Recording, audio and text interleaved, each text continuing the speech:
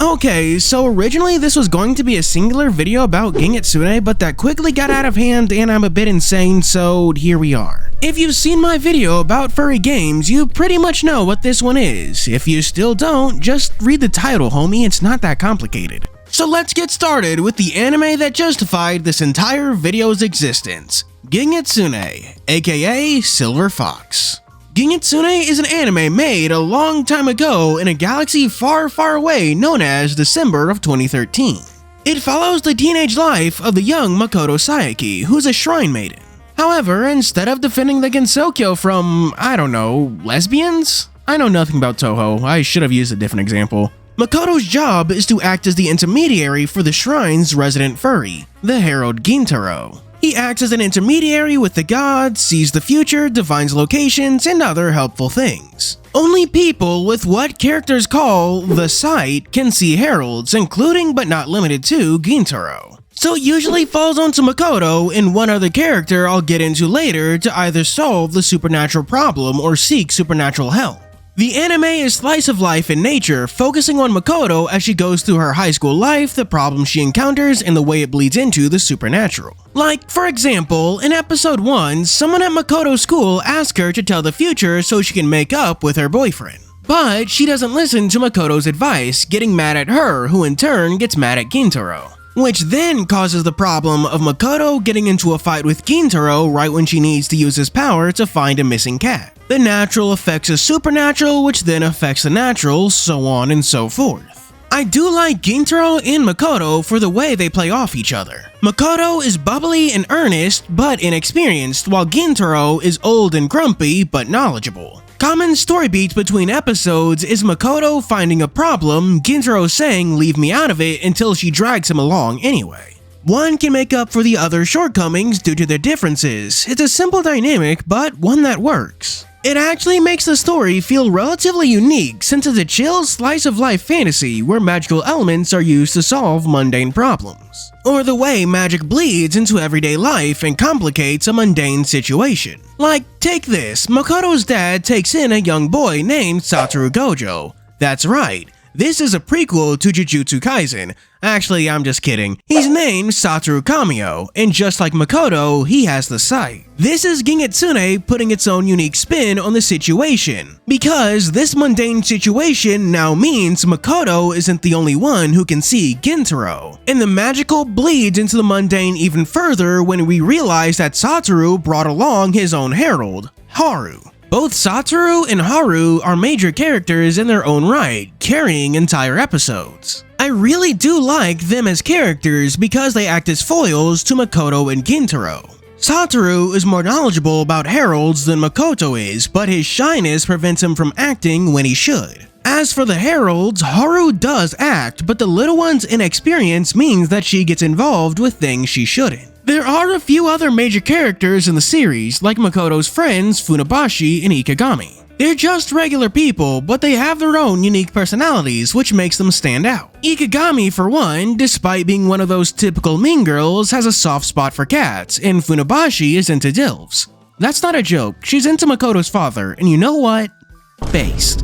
They and other characters in the show tend to act more as inciting incidents, a reason for the four main characters to get involved. I actually really like the way the anime handles its cast, where characters, even minor ones, are reoccurring. The biggest example of which being Ikigami's boyfriend. He goes from being an unnamed extra to having an entire family. Even two random kids we see in episode 1 show up later in episode 6. It adds a nice sense of continuity to the world to know that the characters aren't one-off events and are allowed to show up again. It helps make the world feel real and more grounded despite the overtly fantastic elements. The fact that the show is focused on the Shinto religion helps too, because they do reference real practices quite frequently. The main event of the show's final episodes are the characters getting things prepared for a biannual ceremony. If you enjoy learning about cultures and stuff, then those details will be pretty nice. The series adds to the grounded feeling of its setting by sometimes not even really using magic at all. There's entire episodes where magic isn't the conflict or the solution, like helping Funabashi pick out a tie for her father or Satoru being helped by the captain of the Kendo Club. And sometimes the conflict is entirely magical, like our 4 main characters needing to stop a pair of monkey heralds causing mischief. Gingitsune does have its fair share of character-driven episodes where it focuses on just one member of the cast as perspective. My personal favorite being episode 9, which focuses on Haru. It starts out as she and Gentaro watch some annoying kids mess around in the shrine. But Haru gets caught in the chaos and ends up getting lost, but because she's a herald, no one can actually see her and animals dislike her. It's a basic lost child type of story that manages to be cute and fulfilling, so I rather enjoyed it. However, that's not to say the show is perfect. While I've whinged about the good for long enough, it's time for me to whinge about the bad. You know those character-focused episodes I was talking about? While they may be good, sometimes they stray too far from, well, the actual point of the show. Like that episode about Satoru and the captain of the Kendo Club barely has Gintaro in it, despite the name of the series being Gingitsune, Silver Fox. The Silver Fox is barely in some episodes. And visually, this show is nothing but underwhelming. There wasn't a single moment where I thought something was cool or creative, it's just basic looking shot after basic looking shot. I know this is an ultra nitpick, but Gentaro is often animated speaking out of the side of his mouth. I checked the manga and he kinda does that there, but I don't know why it just looks so weird in the anime. But the biggest issue in the anime is, this.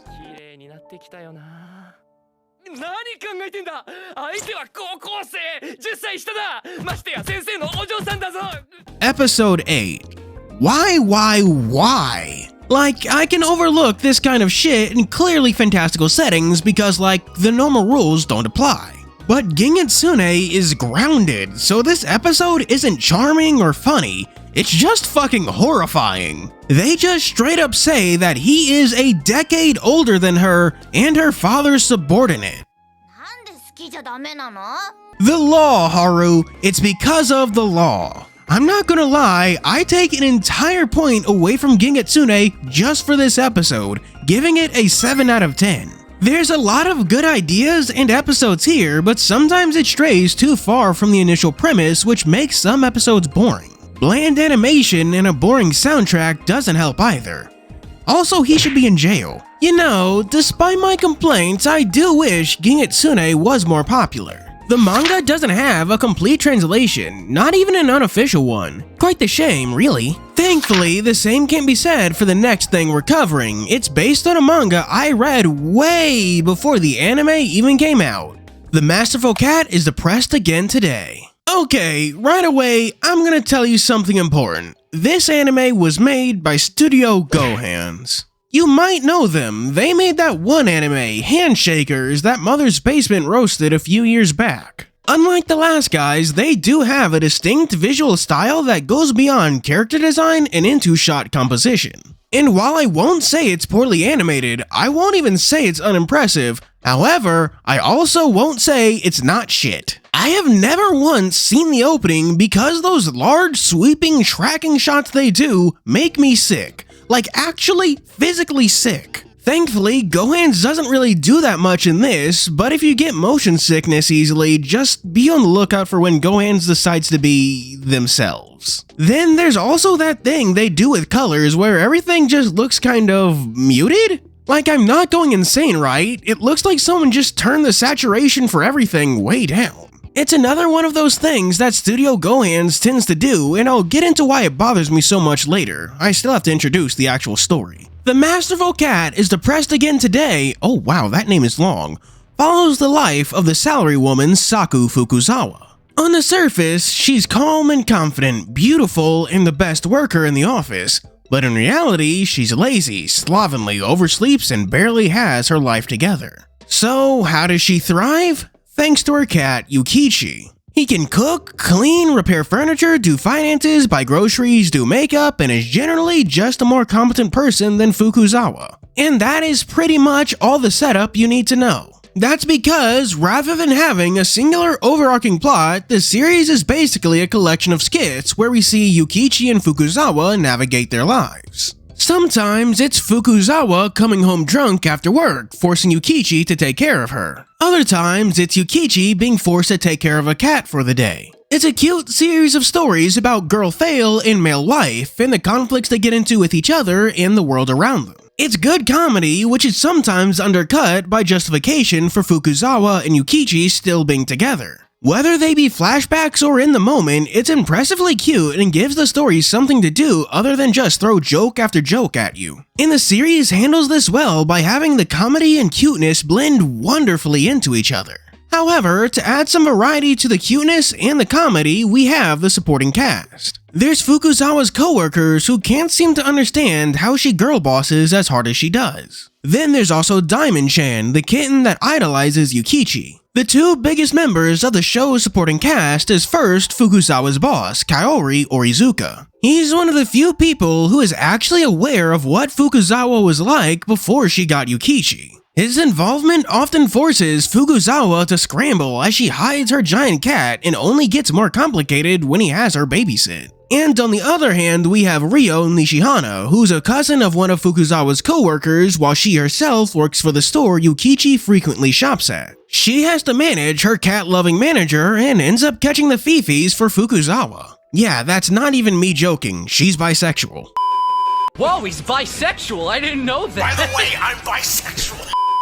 Despite what I said about this series being a collection of skits, not all the skits are standalone. Oftentimes, in the singular episodes, the skits will revolve around a singular concept or event that will take up a third or even more of the episode. Like the first chunk will be a series of jokes about Yukichi and Fukuzawa getting a kotatsu, then the second half will be about Fukuzawa dealing with her mother. The show does have its own canon and timeline where these individual stories build up and what happens in one does affect future ones. I'm not quite sure what I'd compare it to, but if a character or concept is introduced, like Yume, the girl Fukuzawa's boss wants her to babysit, they'll often be important or relevant later, like when Yume invites Fukuzawa and Yukichi to her birthday party. I actually really like this since it means the show avoids the SpongeBob problem where the audience feels that the standalone episodes don't really add up to anything. One other cool thing that the show does is add these little bonuses from the manga. Like that scene where we see Yukichi working a hypothetical job or see him wondering what Fukuzawa meant by pumpkin carriage. The series' skit-by-skit style of storytelling works in its favor, but it also doesn't.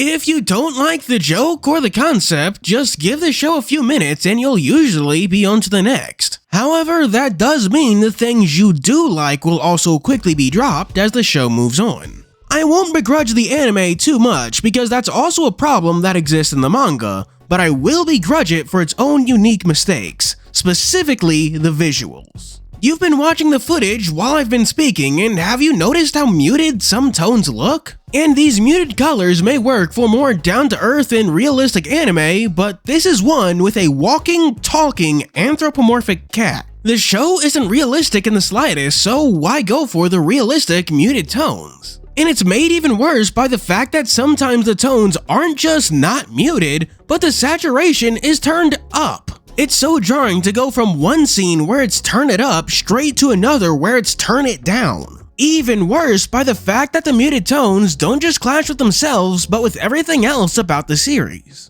From the sound design to the way text appears on screen and the actual personalities of the characters, they're all funny, wacky, and goofy. I'd rather everything be oversaturated because it wouldn't clash so hard with everything else. This anime is so weird to me because the biggest strengths in the series are present in the manga, but the biggest flaws are inherent to the anime.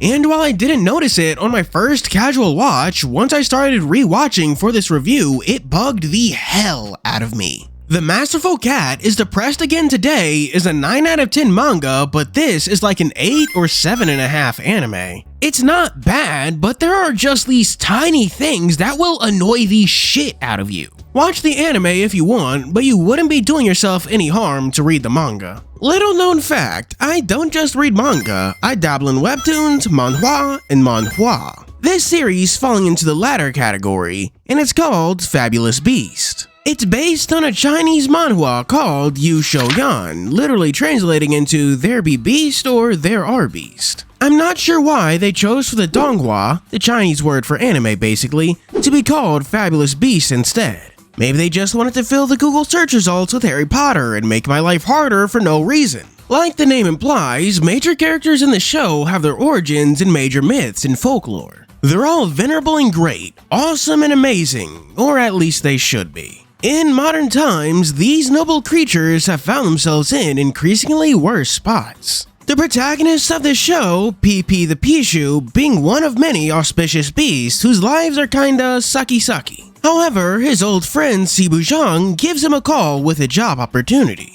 Far off in the mountains is a single store called Deerman's that specializes in helping auspicious beasts. And thus, our dear PP is now forced to work for his money-hungry old pal. What I found really cool and what first attracted me to this series is that every character and concepts used in the story are based on myth and folklore. It even goes so far as to give us extra bits of trivia after the episode ends, either explaining where a character comes from or a real-life fact about mushrooms or something else in the episode. And that doesn't just go for PP and Sibu Zhang. The rest of the cast comes from myth too, but let me introduce them first. We got two gerbils, auspicious beasts, who've been suckered into helping Sibu Zhang due to offering their horns as collateral. Then there's the rabbit Tuye, who only goes to the mountains because he's in love with Sibu Zhang. That's right, he's gay, or well, maybe not, because he did have a girlfriend, Xiao Yu, from another manga in the same series, Fei Renzai. But that's a series for me to cover in another video.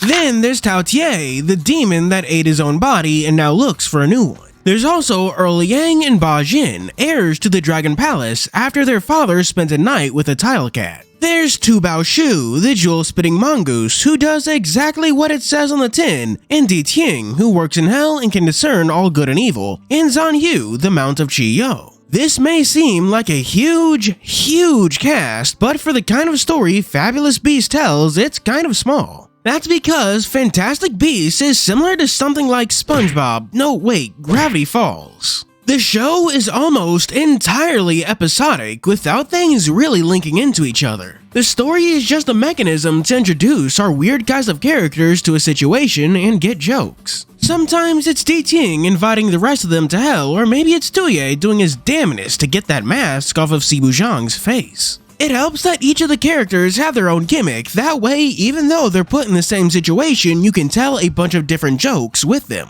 Like the one about Shou. Her ability to spit out jewels seems pretty cool until you realize she has to hack them out like hairballs. Or where we go to Tuye's house and see his statues of Sibu Zhang and his lewd statues of Sibu Zhang. One of the most common setups is the fact that PP loves to eat treasure. This could be Shou's jewels, ignoring the fact that they're covered in her spit, Chi-Yo's sword, which pisses off Zanhu, or the bronzeware of hell, which gets them put on hell's blacklist. The cast may seem large at first glance until you realize it's an ensemble comedy. It's why my first instinct was to compare it to something like SpongeBob, but Gravity Falls really is the better comparison. Yes, the show is an episodic comedy, but in the background of the episodes, within the structure of the jokes, you get hints of something greater going on.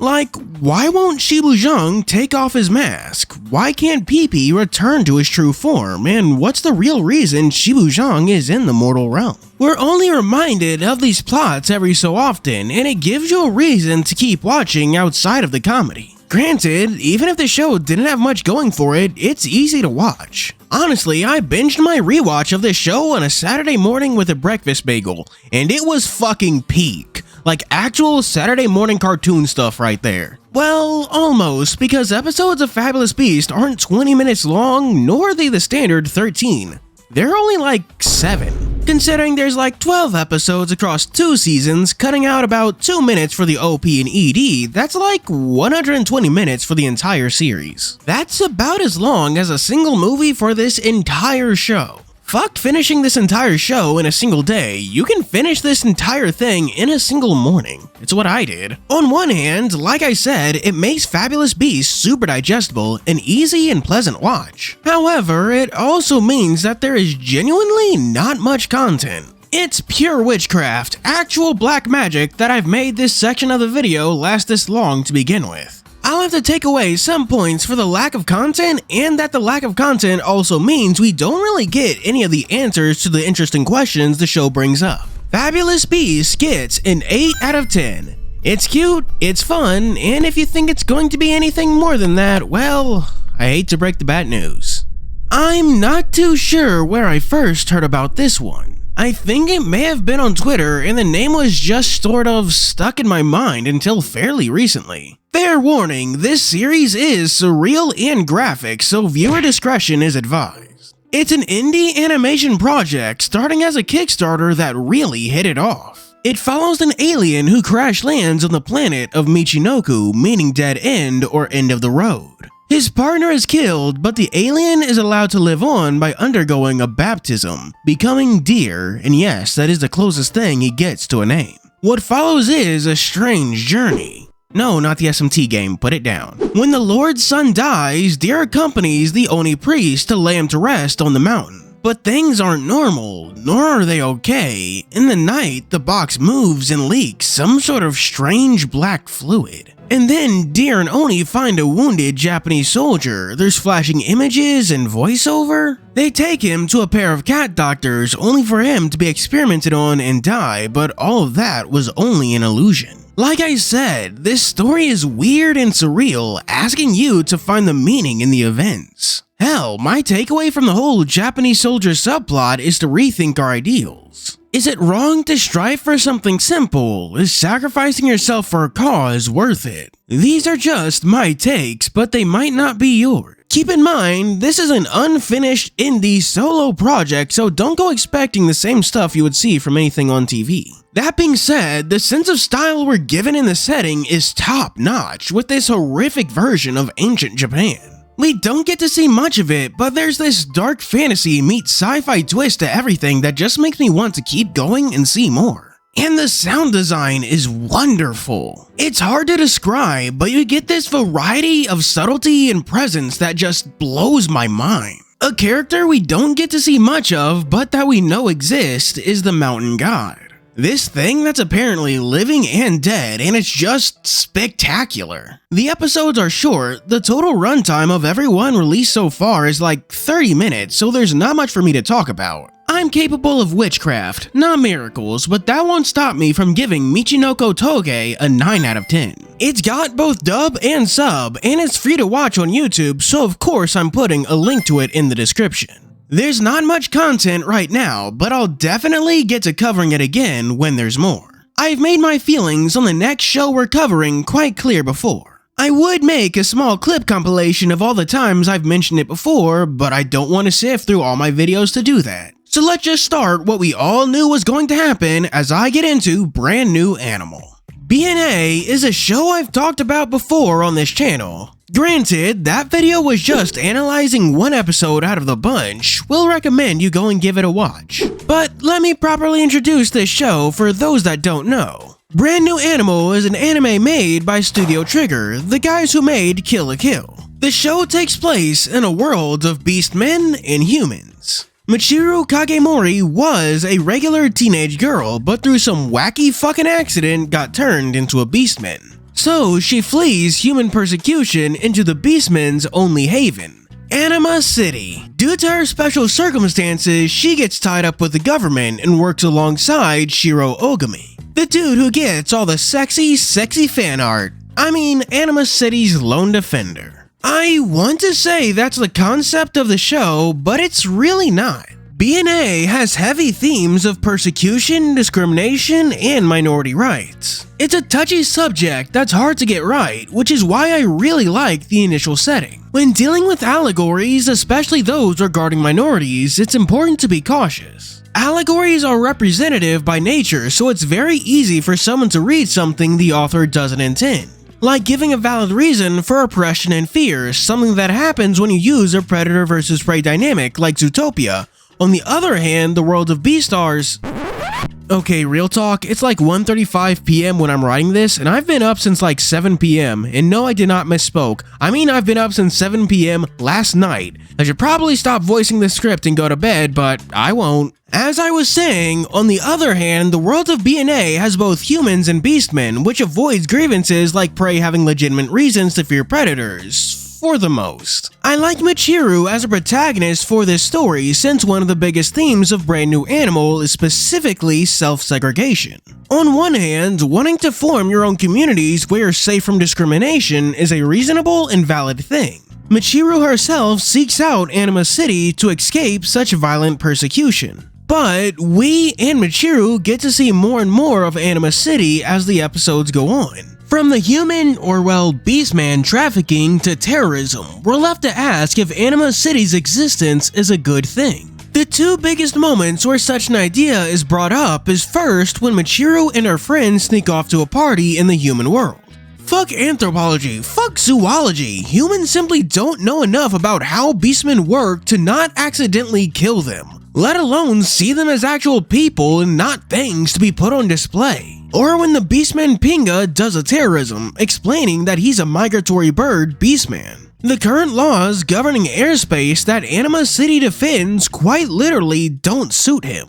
Do you realize how rare it is for stories and people in general to pay attention to the idea that solutions to issues like discrimination aren't simple one-size-fits-all things? And it gets better with the baseball episode, which I did an entire in-depth video on. Clicky clicky linky linky. The most interesting part of Brand New Animal and what I love about it is that it forces the protagonists themselves to ask if they're the baddies. Michiru is on the side of Shiro, who is essentially a Batman-esque vigilante, rigidly defending Anima City and the laws it upholds. But as our protagonists learn more and more about Anima City, we're forced to ask if the status quo is worth defending at all. And time again, the series seems to say that no, this status quo does not work. Business as usual in Anima City is a bad thing. And we get to see Shiro, the long arm of the law, not just mellow out, but turn against it. Brand New Animal has a ton of really cool and unique ideas for presenting such a story, but now I'm afraid I'll have to talk about the ending. I'll have to keep this short because, dear God, I could make an entire video about it, but the gist is this. Remember how I said Shiro eventually turns against the law? That's because of this guy. Alan Silvesta and his evil company, which basically pulls an X-Men 3, inventing something that can cure beastmen and make them human, something Shiro is staunchly against. Okay, cool, makes sense, but here's what doesn't. Alan Silvesta has only been pretending to be a human up until this point. He's actually a beastman. Apparently descended from a long, secret aristocracy of pure-blooded beastmen and wants to wipe out the beastmen who have intermingled. All, and I mean all, of that is revealed in the final episode. And no, I did not say episodes, I mean final episode. Ignoring the way it kind of throws away the story's themes and all that, why is it all so sudden? The closest we get to foreshadowing is that Alan exists in previous episodes. Nothing about him being a beastman, this secret society, or this pure-bloodedness. Those are all brand new Animal. And it's a huge shame because the show does have some wonderful ideas and even better, executes them well. But these final episodes, man, do they just blow it. Don't get me wrong, it's not on the level of something like Tokyo Revengers, but the final episodes just ain't it. All those cool ideas just go to the wayside in the space of like 23 minutes, and it makes me mad. I haven't even fully explained my issues with the ending either. Like Nervousle syndrome, which explains that beastmen get more and more violent as more and more stress is introduced to their environment. Showing Alan's folly when he claims that purebloods are immune to Nervousle syndrome only for him to get it as well, showing that his whole ideology is bullshit. That's all well and good, but at the same time, having the minority in your story be violent for genetic reasons? Remember what I said about allegories of racism and how they have to be treated with care because, that ain't it. I have to stop there because this is a topic for a video I'll make eventually at some fucking point. Final notes, the action is great, the animation is too, the OP and ED are total fucking bangers, and of course it is. It was made by Studio Trigger. I would give BNA a 7 out of 10, but it's late, I'm tired and grumpy, so this bitch gets a 6 out of 10. Cope, seethe, and mauled. And we're finally done with this video. Or well, almost done because I still have to do Patreon shoutouts. For our 3 stars, we have special thanks to 87 Werehog, Deku, Zora Chow, Choron, Garen Lafay, Dragon King Yaron, and ONRC, Lightning Shadow, and Kayun. For 4 stars, we have Miki Moon and Miko, the piranhas in the air. For our super duper special 5-star shoutouts, first we have Vanilla Flower, the Bean Katana Chronicle. Second, Poor Mage, the Heart in Your Hand. Followed by Hodari Lion, the Fork in the Wall. Next, Sky King 64, the Blueberry Cheesecake Brownie. And finally, Mahagasaur, the Rocket Surgeon. Thank you for watching. Do be sure to like and subscribe and check out my Ko-fi and Patreon. As always, this is your host Fuuri signing out.